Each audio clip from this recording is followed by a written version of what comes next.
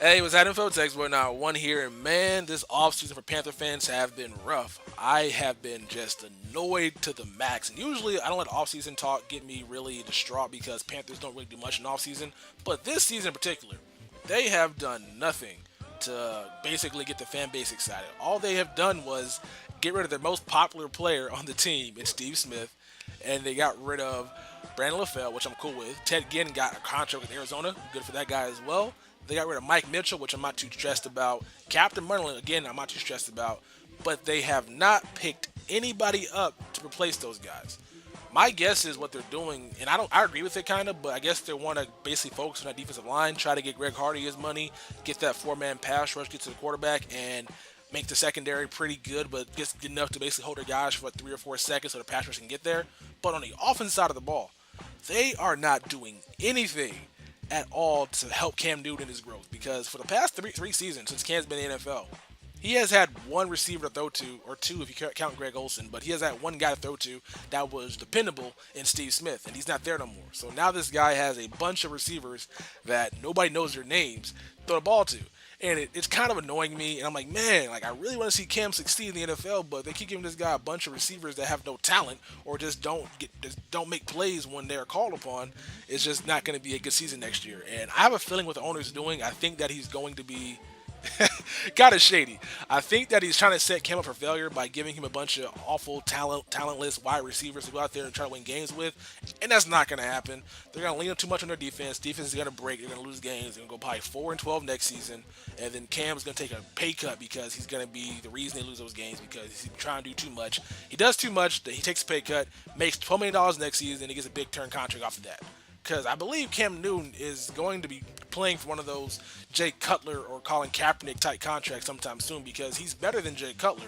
He's better than a lot of quarterbacks making a lot of that money, but the owner probably does not want to pay him that much money. So I think they're trying to set him up for failure next season. And next offseason, they might come back with a nice, crazy receiving core, something like that. I don't know. Anything can happen in free agency, also happen in the draft. So hopefully they pick some players up. But anyway, the video is themed about their offseason. If you guys see the top right, I got 2014 Panthers, and they're only an 81 overall. That's just awful. Let's check it out real quick. Let's check out this awful team.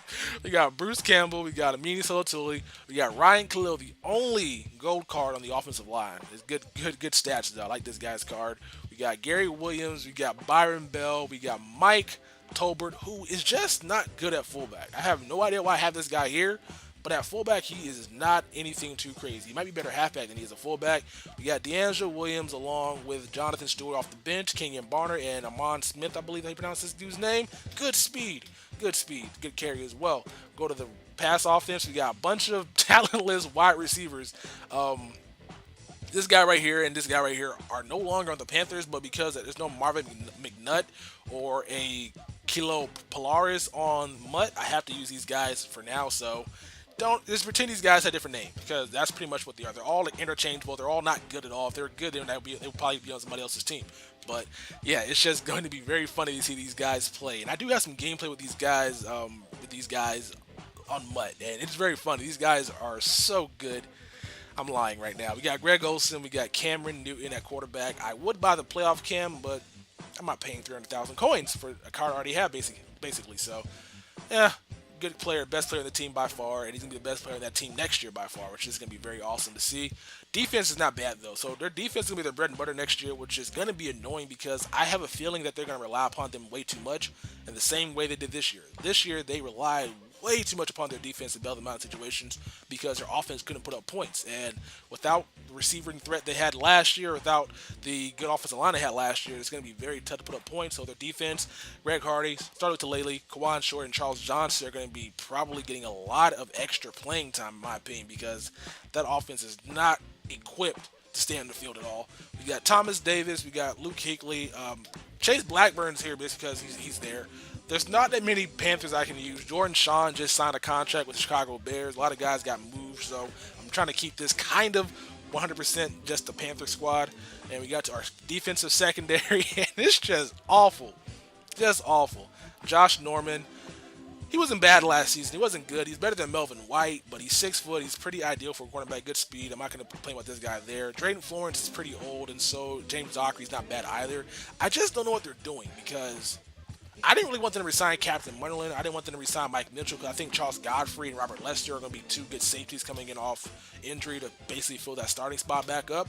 I just don't know what they're doing with their offense. Like, I don't know what they're doing. Defense is fine. Defense can be good because that pass rush is going to be really nice. And a four-man pass rush in the NFL is one of the most hardest things, one of the hardest things to find and one of the hardest things to do consistently. So they get a consistent four-man pass rush. The secondary perform well, and you guys might see some names pop out next year, and Josh Norman or Dockery or anybody else starting for a cornerback for the Panthers. So I'm not really worried about their defense. It's just their offense. Last year they were pretty bad when it came to scoring points and red zone efficiency, and this year they're not going to be any better.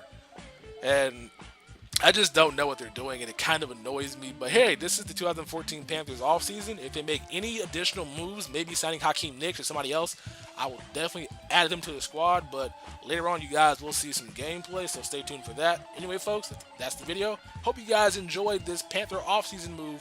Oopsie, Jim Schwartz, my quarter. Whoop, there's Ron Rivera.